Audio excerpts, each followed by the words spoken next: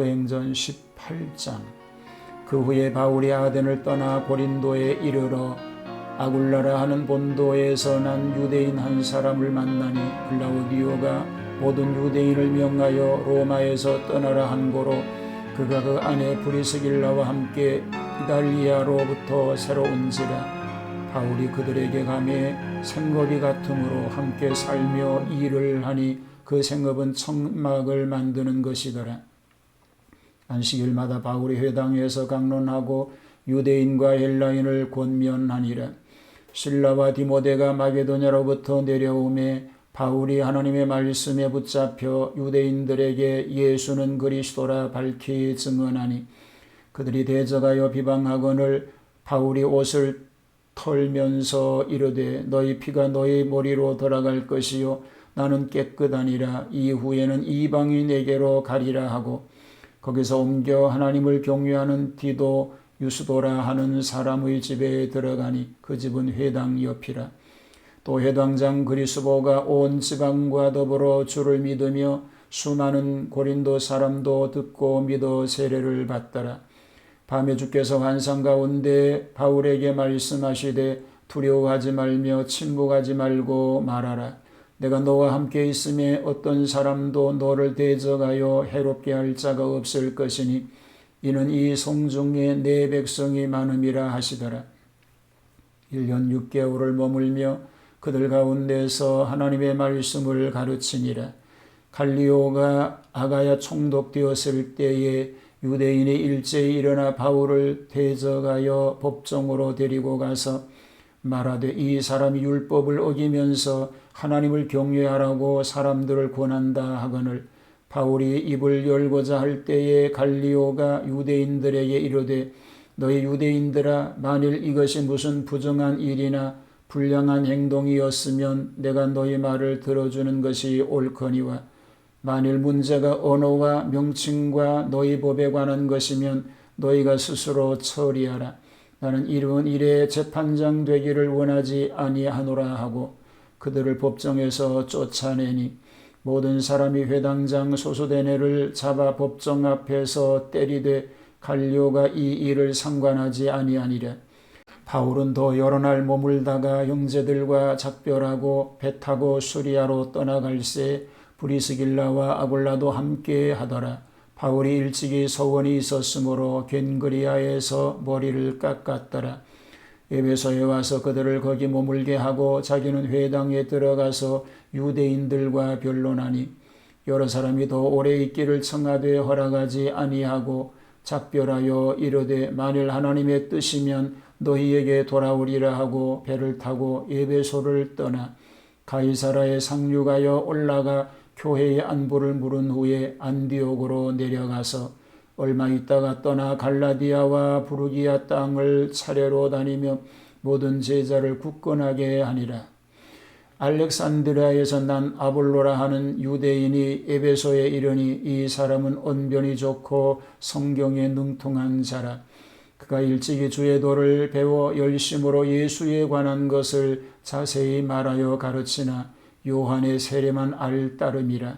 그가 회당에서 담대히 말하기 시작하거늘 브리스길라와 아굴라가 듣고 데려다가 하나님의 도를 더 정확하게 풀어 이르더라. 아볼로가 아가야로 건너가고자 하므로 형제들이 그를 격려하며 제자들에게 편지를 써 영접하라 하였더니 그가 감에 은혜로 말미암아 믿은 자들에게 많은 유익을 주니 이는 성경으로서 예수는 그리스도라고 증언하여 공중 앞에서 힘있게 유대인의 말을 이기밀러라. 헬라의 양대 도시 중에 아덴이 학문의 도시요 정치의 도시라면 고린도는 상업의 도시입니다. 무역의 도시입니다. 많은 물품이 동서로 교역되는 번창한 도시로서 헬라의 시장이라고 불리었습니다. 또한 술 마시기와 음란한 풍습으로 죄악의 도시라고도 꼽혀지게 되었습니다. 자, 오늘은 사도행전 18장 고린도 전도에 대한 얘기를 생각하겠습니다. 아굴라 부부의 협조에 대한 이야기로 시작이 됩니다. 이 아굴라와 브리스길라는 다정한 부부로 성경상의 이들의 이름이 6번이나 나타납니다. 언제나 부부의 이름이 따로 소개되지 않고 꼭 같이 나타납니다. 본도 출신 유대인으로 로마에 거주하다가 글라우디오 황제 때 유대인 추방령에 의해서 고린도에 쫓겨와 살았습니다. 그들은 장막 제조업을 하고 있었기에 인연이 되어 바울의 전도를 도와 복음 전파에 협력하게 됩니다. 글라우디오는 AD 41년에서 54년까지 로마 황제로 있었는데 유대인들의 음모를 꾸며 반역운동을 한다고 추방령을 내렸던 것입니다. 고린도 전도와 박해에 대한 얘기입니다. 박해와 환상이지요. 실라와 디모데가 뒤따라오매 바울이 하나님의 말씀에 붙잡혀 예수 그리스도를 밝히 증거합니다. 대적자들이 핍박하고 해방합니다. 그러나 바울은 옷을 털어 자기의 결백을 보이며 정면 충돌을 피하여 디도 유스도의 집을 중심으로 하여 전도를 계속합니다. 회당장 그리스도와 가족들과 수도한 고린도인들이 믿고 많이 세례를 받게 되었습니다. 여기에서 고린도 교회의 기초가 결정되고 기둥이 세워진 것입니다. 바울이 중대한 위기에 봉착할 때마다 동일한 환상이나 주님의 지시가 나타납니다. 밤에 주께서 환상 가운데 나타나 바울에게 말합니다. 두려워하지 말라. 잠잠하지 말고 말하라. 내가 너와 함께 하겠다. 아무도 너를 대적하여 해칠 자가 없겠다. 이 성중에 내 백성이 많다고 하였습니다. 바울은 이 고린도에서 1년 6개월간 체류하며 전도하였습니다. 갈리오의 재판입니다. 갈리오는 그 당시 아가야 총독으로 있었는데 그는 유명한 철학자 세네카의 형님이었습니다.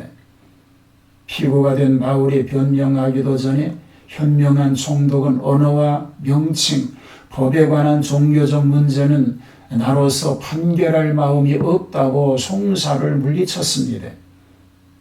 이것은 정치와 치안의 관계가 아니므로 총독이 간섭하지 않는 것은 당연한 것입니다. 고소하는 유대인들은 소수대네를 붙잡아 매를 치게 됩니다. 안디옥으로 귀환합니다. 바울은 고린도에 여러 날 유하다가 아굴라 부부를 동반하고 수리아로 떠났는데 특히 겐그리아에서는 소원이 있으므로 머리를 깎았습니다. 그 내용은 무슨 비상한 중대 결심이나 간절한 소원이 있었던 것으로 보여집니다. 에베소를 경유하여 제2차 전도 여행을 마치고 안디옥으로 돌아옵니다. 기간은 AD 49년에서 53년이 됩니다. 아볼로의 전도 열심이 소개가 됩니다. 당시 알렉산드리아 출신 아볼로는 학문이 많고 성경에 능한 자이나 요한의 세례만 전하기 때문에 아굴라 부부가 성경을 더 자세히 풀어줌으로 더욱 힘을 얻어 예수는 그리스도라고 공중 앞에서 유력하게 증거하였습니다. 아볼로의 열심과 또는 겸손한 심정은 신진 전도자로서의 훌륭한 장점이라고 말할 수 있는 것입니다.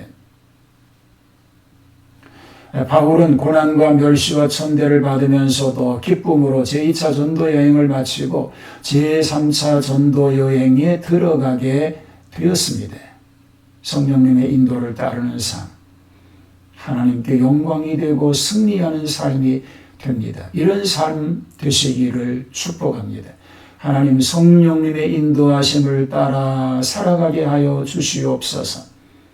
어떤 상황 속에서도 주님의 보호하시는 은혜와 은총 가운데 있게 하옵소서. 예수님 이름으로 기도하옵나이다. 아멘.